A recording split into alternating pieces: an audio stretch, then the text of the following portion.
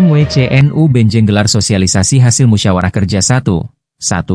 Sinergi ranting dan lembaga menuju peradaban umat. Benjeng, 29 Juli 2025, Majelis Wakil Cabang Nahdlatul Ulama, MWCNU, Benjeng menyelenggarakan kegiatan sosialisasi hasil musyawarah kerja 1 sebagai upaya menyatukan semangat pengabdian antar ranting, lembaga, dan badan otonom NU dalam satu barisan perjuangan. Acara yang digelar di kantor MWCNU Benjeng Badaisya ini menjadi momentum penting dalam menyampaikan hasil musker yang digelar pada awal Juni lalu di Trawas. Mewarnai suasana pada acara tersebut, berbagai macam pencerahan juga bermunculan dari berbagai pihak, baik berupa rencana program, arahan, pendapat dan gagasan antara lain disampaikan oleh Kiai Haji Misbahuddin, SPD, MPD, Rais MWCNU Benjeng, dengan suasana penuh semangat kebersamaan, menyampaikan ajakan kepada seluruh pengurus untuk memperkuat sinergi antara MWCNU dan seluruh ranting di wilayah Benjeng. Beliau menekankan pentingnya persatuan sebagai fondasi utama dalam menjalankan program yang telah dirumuskan melalui musyawarah kerja. Masuklah ke dalam Nahdlatul Ulama dengan cinta dan kasih sayang, ujar beliau. Bangunlah ikatan hati dan jiwa agar kita bisa saling mendukung satu sama lain dalam mengabdi kepada umat dan agama. Sebagai bentuk komitmen nyata, Yai Misbah mengungkapkan bahwa MWCNU Benjeng telah melangkah maju dengan melakukan renovasi awal berupa pemasangan paving di akses masuk kantor dan persiapan ruangan kerja yang representatif. Ia juga menyampaikan rencana jangka pendek untuk merenovasi lantai 2 gedung kantor MWCNU agar dapat digunakan sebagai pusat kegiatan kemaslahatan umat. Langkah ini membutuhkan dukungan dari seluruh elemen NU agar cita-cita tersebut bisa terwujud. Beliau juga menginformasikan bahwa seluruh Banom NU di bawah naungan MWCNU telah mendapatkan surat keputusan, SK, dan siap menjalankan program kerja masing-masing secara mandiri dan terarah. Di akhir sambutannya, beliau mengutip dawuh Kiai Haji Hashim Asy'ari, siapa yang merawat NU dari dirinya hingga anak cucunya, akan saya doakan husnul khotimah. Selanjutnya sambutan disampaikan oleh Yai Ali Maksudi, Ketua MWCNU Benjeng, sebagai bentuk refleksi perjalanan panjang menuju konferensi Mujnu yang dilaksanakan pada 12 Januari 2025. Proses menuju pelantikan tidaklah mudah, karena harus melalui mekanisme persetujuan dari pengurus wilayah, namun akhirnya terlaksana pada 20 April 2025 sebagai titik awal kepemimpinan yang sah dan solid. Beliau juga membahas pentingnya sistem pengukuran kinerja ranting melalui borang. Saat ini, masih terdapat 17 ranting yang belum menuntaskan proses pengisiannya. Yai Tahfidz berharap dalam waktu dekat capaian borang mencapai 100%, karena ini berpengaruh terhadap hak suara dalam konferensi di tingkat pengurus cabang, PC. Yai Ali mengapresiasi pelaksanaan musker MWCNU yang berlangsung pada 5-6 Juni 2025 di Trawas, di mana seluruh lembaga berhasil merumuskan program masing-masing secara konkret dan operasional. Ia mengajak seluruh ranting dan lembaga untuk mengawal implementasi program tersebut demi kemajuan NU di Benjeng. Pada kesempatan tersebut juga dilakukan paparan umum oleh pengurus lembaga yang disampaikan langsung oleh ketua masing-masing lembaga antara lain. Pertama dari Yai Ali Mansur, KBIHU MWCNU Benjeng, dengan menyoroti peran KBIHU dalam pelayanan kepada calon jamaah haji. Ia berharap seluruh ranting dapat bekerja sama dalam proses pendaftaran jamaahnya ke KBIHU MWCNU Benjeng.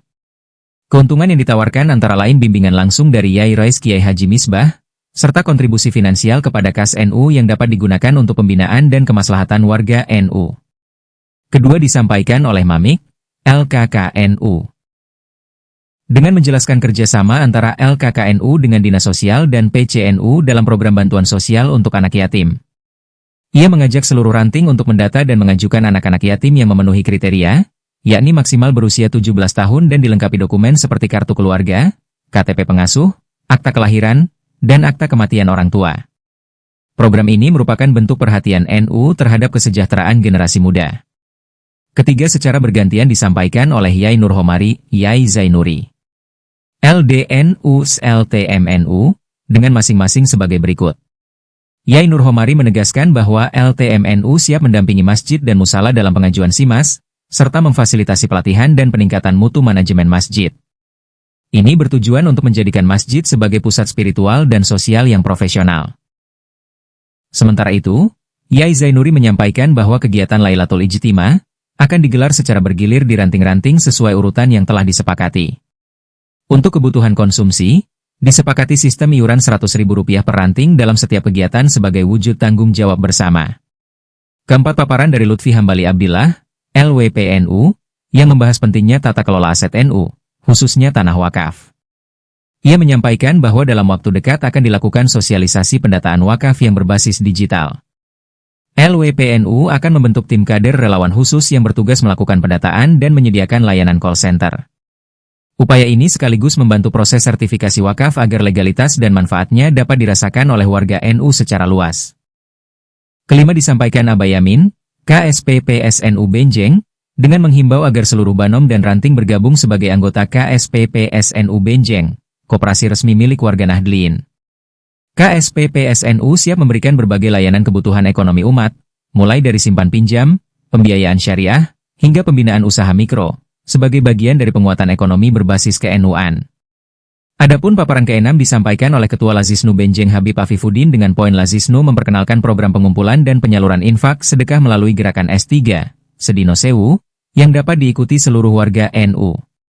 Selain itu, Lazisnu mendorong pembentukan unit Lazisnu di tingkat ranting serta penggalangan dana untuk mendukung mandat PCNU dalam mendirikan rumah sakit NU sebagai wujud kepedulian terhadap kesehatan masyarakat.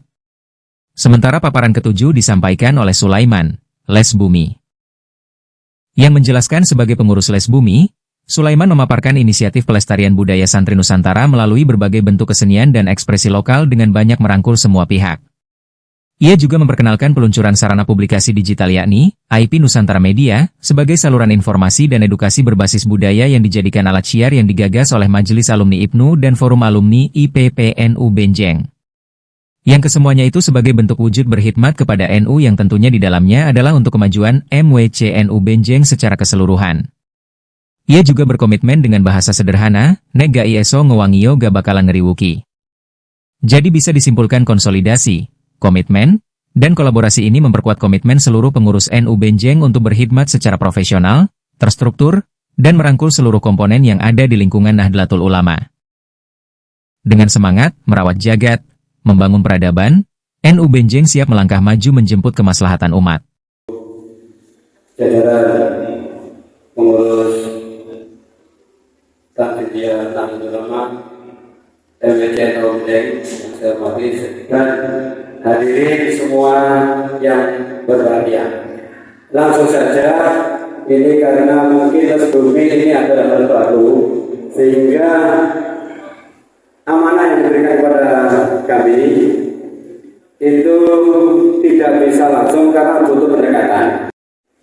Nah, ini harapannya bisa terjadi komunikasi antar lembaga, antar banon.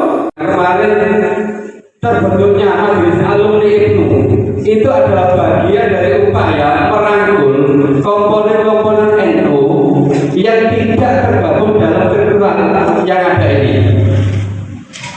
Sehingga salah satu konsep kalau tadi disampaikan oleh Diano bagaimana biar kita juga sudah memberikan tawaran solusi melalui Majelis Alumni itu, kemudian sementara yang kita dampingi adalah adik-adik IPNU dan IPPNU melalui peluncuran IP Nusantara Media.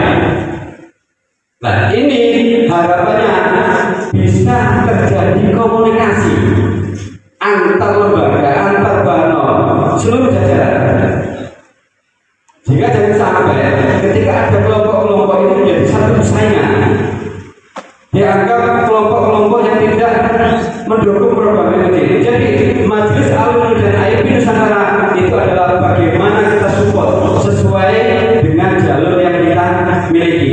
Insya Allah prinsip kita nek gak iso ngewangi gak bakal ngeriwuhi. Itu komitmen kita bersama. Jadi untuk program dari Resbumi sudah kita konsep dan mohon maaf masih pengurusan masih butuh pendekatan, termasuk kita rangkul guru-guru SD yang notabene pernah menjadi pengurus IPNU dan IPPNU, mungkin Ansor juga kita rangkul bagaimana syiar ini bisa masuk di semua lini. Dan IP Nusantara itu solusi fokus informasi publikasi. Ya, memang kenapa ini perlu kita luncurkan? Karena semua banon, semua lembaga bisa punya web, tapi kalau tidak butuh dengan itu maka tidak akan klik. Tapi bagaimana ada sentral komunikasi ini yang menjadi kepanjangan informasi dari MWCNU secara keseluruhan. Kalau saya sering mencontohkan semut makan roti. Nah, gerakan les bumi ini nanti bagaimana kita tidak kelihatan di luar tapi sudah masuk di dalamnya. Nah, ini butuh sentuhan. Coba kalau kita lihat ada makanan, ada semutnya. Ketika makannya diambil, maka semburat, Pak. Termasuk kadar juga begitu. Ketika ada sesuatu hal yang tidak dianggap tidak normal, tidak sesuai, kemudian ditegur dengan keras, semburat, Pak. Tidak bisa kembali ke rumahnya. Kembali pun tidak sesuai dengan caranya. Tapi kalau semut makan jadi betul-betul halus, saya yakin dia akan lama keluar sesuai dengan jalan yang awal dia lakukan. Semut sendiri Pak, ketika mendapatkan makanan, dia akan membawa pulang ke sarangnya. Sarangnya adalah LPCNO. Sehingga apa yang kita lakukan, insya Allah kita khidmatkan untuk NO dan seluruh pandangan lembaga itu dengan catatan asal mau. Kalau nggak mau nggak apa-apa. Kurang lebihnya maaf. Assalamualaikum warahmatullahi wabarakatuh.